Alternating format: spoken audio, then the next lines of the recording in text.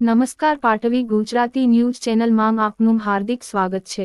બનાસકાંઠા જિલ્લાના ડીસા તાલુકાના ઝેરડા ગામે વિપુલ સોની નામના વેપારી પર તીક્ષ્ણ હથિયાર વડે કરાયો હુમલો। હુમલામાં વિપુલ સોની નામના વેપારી ગંભીર રીતે ઈજાગ્રસ્ત હાલતમાં ડીસા ખાનગી હોસ્પિટલમાં લઈ જવામાં આવ્યા, ત્યારબાદ પાલનપુર માવજત હોસ્પિટલમાં સારવાર અર્થે ખસેડવામાં આવ્યા। ઝેરડા ગામના વિપુલ સોની નામના વેપારી પર હુમલો કરી બાઇક લઈને આવેલા અજાણ્યા શખ્સોએ બેગ લઈને થઈ ગયા ફરાર।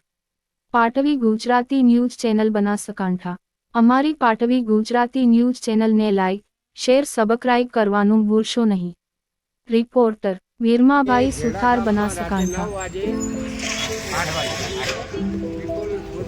એના હાથમાં છેલ્લો હતો અને બીજા માણસો આવ્યા, ખરા માર્યા અને એને બહુ માર્યો અને છેલ્લો લઈ અને જતા રહ્યા। માટે ઝેરડા ગામમાં સુરક્ષા એવું કોઈ છે ને, માટે સત્વરે એસપી સાહેબ તથા આપણે રૂરલમાં પીઆઈ સાહેબાની સત્વરે પગલાં લે અને એને તાત્કાલિક આરોપી હાજર કરે। અગાઉ પણ એક મર્ડર ચાલુ છે, માટે લોકો ભયમાં છે। માટે